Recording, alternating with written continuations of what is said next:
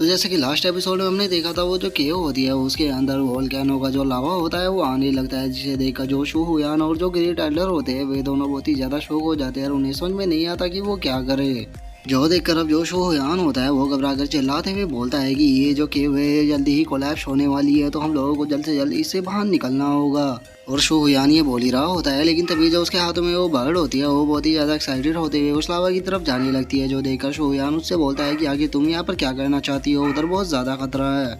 लेकिन वो जो बर्ड होती है वो शू हुयान की बात के ऊपर ध्यान ना देकर वहाँ पर जितना भी लावा होता है उस सारे को अपने बॉडी के अंदर एब्जॉर्ब करना शुरू कर देती है। जो देखकर जो शू हुयान होता है वो भी शौक होते हुए अपने मन में सोचता है कि सच में ये जो बर्ड है ये तो बहुत ज़्यादा औसम है, क्योंकि यहाँ पर जितना भी लावा था इसने सारा का सारा अपनी बॉडी के अंदर एब्जॉर्ब कर लिया है। और इतना सोचकर अब जो शू हुयान होता है वो ग्रेट एल्डर से बोलता है कि हमारे पास यही चांस है, चलो जल्दी से यहाँ से बाहर निकलते हैं। जो सुनकर ग्रेट एल्डर भी ठीक है बोल देता है। जो सुनते के साथ ही अब जो शू हुयान होता है वो ग्रेट एल्डर और उस बर्ड को पकड़कर अब उस केव से बाहर निकलना शुरू कर देता है। और हम देखते हैं कि उसके पीछे अभी भी काफी ज्यादा धमाके हो रहे होते हैं। और अब जो शू हुयान होता है वो एक अलग ही जगह पर आ चुका होता है, जहाँ पर कि हम देखते हैं कि काफी ज्यादा हरियाली होती है। जिसके बाद अब जो शू हुयान होता है वो उस बर्ड को देखने लगता है और वो उस बर्ड को देखते हुए अपने मन में सोचता है कि सच में ये जो लिटिल बर्ड है ये काफ़ी अजीब है, क्योंकि ये अभी अभी ही पैदा हुआ और पैदा होते के साथ ही इसने लावा को एब्जॉर्ब करना शुरू कर दिया। और इतना सोचकर जो शू हुयान होता है वो उस बर्ड को ध्यान से देखने लगता है और वो उसे ध्यान से देखते हुए अपने मन में सोचता है कि किसने कहा कि ये कोई डेमोनिक बीस्ट है। ये कोई डेमोनिक बीस्ट नहीं बल्कि ये डिवाइन बीस्ट है,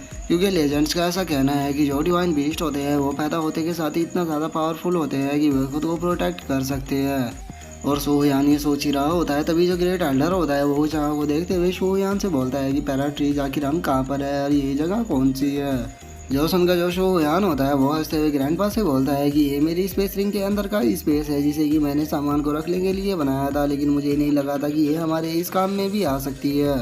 इस रिंग के अंदर काफ़ी ज़्यादा जगह है और ये बाकी स्पेस रिंगों से थोड़ी अलग है, क्योंकि इसके अंदर ह्यूमन भी आ सकते हैं। और इतना बोलकर जो शू हुयान होता है वो अपने मन में सोचता है कि ये कोई स्पेस रिंग नहीं है बल्कि ये माउंटेन एंड रिवर का एक छोटा सा हिस्सा है, जिसके अंदर की मैं ग्रेट एल्डर को लेकर आया हूँ। लेकिन इसके बारे में मैं किसी भी आउटसाइडर को पता लगने नहीं दे सकता। यहाँ पर मैं किसी को भी लेकर नहीं आता, लेकिन जो ग्रेट एल्डर है इनके ऊपर मैं काफ़ी ज़्यादा यकीन करता हूँ और अभी हमारे ऊपर काफ़ी ज़्यादा इमरजेंसी हुई थी, तो इसीलिए मैं इन्हें लेकर यहाँ पर आ गया। और शू हुयान ही सोच ही रहा होता है, तभी जो ग्रेट एल्डर होता है वो शू हुयान से बोलता है कि ठीक है मैं तुम्हारी बातों को समझ गया, लेकिन मुझे ये बताओ कि आखिर ये बच्चा कौन है। जो सुनकर जो शू हुयान होता है वो जो माउंटेन एंड रिवर मैप की स्पिरिट होती है उसके पास में आ जाता है और वो ग्रेट एल्डर को बताता है कि ये एक स्पिरिट है जिसका नाम की शी यून है। जो सुनकर अब जो ग्रेट एल्डर होते हैं वो शू हुयान से बोलते हैं कि मुझे लगा ही था कि जो पैराट्रीज हैं उनके काफ़ी ज़्यादा सीक्रेट है, लेकिन इन सीक्रेटों के बारे में आपने मुझे तो बता दिया, लेकिन किसी दूसरे पर्सन को मत बताना है। अगर इस बारे में किसी को पता लग गया तो वो इस स्पेस रिंग को पाने के लिए आपको मार भी सकता है। जो सुनकर जो शू हुयान होता है वो ग्रेट एल्डर से बोलता है कि ग्रेट एल्डर मैं इतना भी पागल नहीं हूँ कि मैं ऐसे ही किसी को भी अपने सीक्रेट के बारे में बता दूँ। तो चलो अब हम उस मेडिसिन हर्ब को ढूंढने के लिए चलते हैं।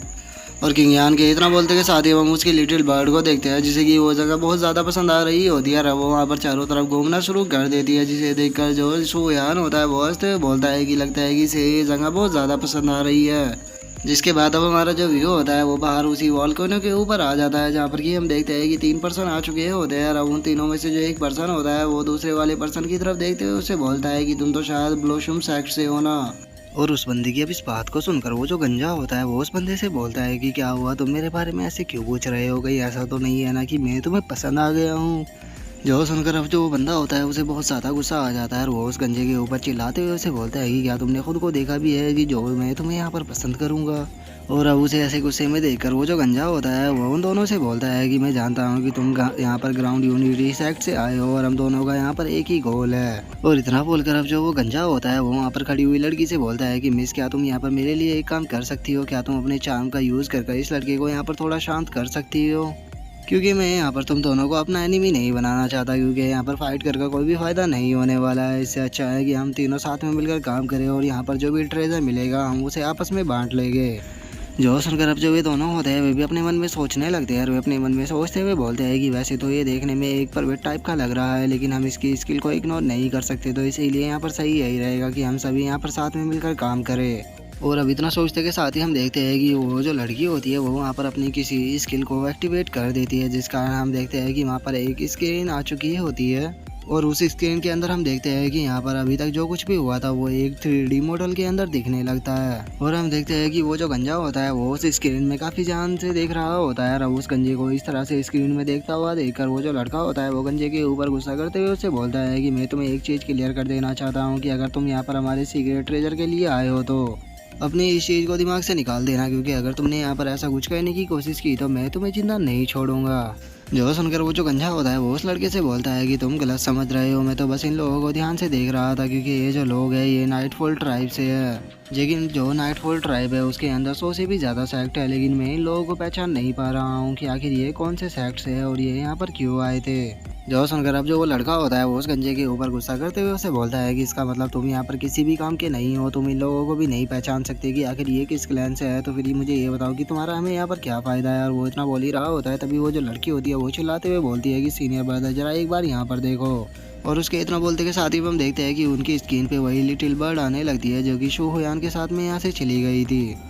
जो देखकर अब वो जो लड़का होता है वो शौक होते हुए बोलता है कि नहीं ऐसा नहीं हो सकता है, ये कोई डिवाइन बीस्ट नहीं हो सकता। जो सुनकर गंजा उससे बोलता है कि मैं पक्का श्योर हूँ कि ये एक डिवाइन बीस्ट ही है, क्योंकि जब डिवाइन बीस्ट बॉर्न होता है तो वहाँ से इमोर्टल क्यूआई निकलती है। और एक बार जरा ध्यान से उस एग को देखो, उसके अंदर से इमोर्टल क्यूआई ही निकल रही है। जो सुनकर अब जो वो लड़का होता है वो उस गंजे से बोलता है कि अगर ऐसी बात है तो चलो फिर हम यहाँ पर एक काम करते हैं, ये मुझे पक्का यकीन है कि वो बच्चा अभी भी उस केव के अंदर ही होगा जिसने कि उस डिवाइन बीस्ट को लिया है, और हम यहाँ पर थंडर ट्रिब्यूलेशन करेंगे जिस कारण उस बच्चे को बाहर निकल कर आना होगा। और इसके बाद हम दोनों में से जो भी उसे मारेगा वही उस डिवाइन बीस्ट को ले लेगा। जो सुनकर वो जो टकला होता है वो भी उस चीज़ के लिए एग्री हो जाता है। जिसके बाद हम देखते हैं कि वे जो दोनों होते हैं वो वहाँ पर अपनी किसी स्किल को एक्टिवेट करने लगते हैं, जिस कारण अब वहाँ पर काफ़ी ज़्यादा लाइटिंग भी होने लगती है।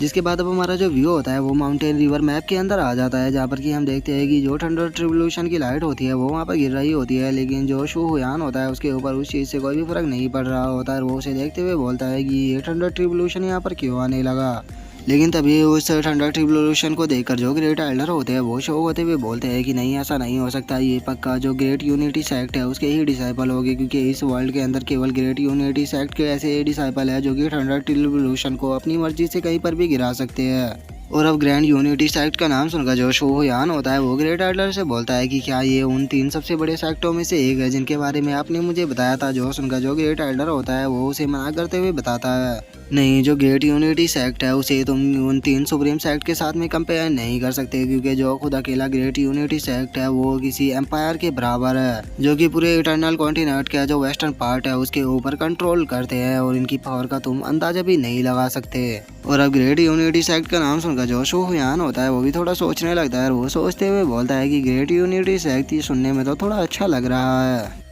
और शो हुयान की अब इतना बोलते के साथ ही जो हमारा आज का एपिसोड है वो यहीं पे कंप्लीट हो जाता है। तो नेक्स्ट एपिसोड में देखिए कि आगे क्या होता है। अगर आप लोगों को वीडियो अच्छी लगी हो तो लाइक करना, चैनल को सब्सक्राइब करना। मैं मिलता हूँ नेक्स्ट एपिसोड में, तब तक के लिए बाय बाय गाइस।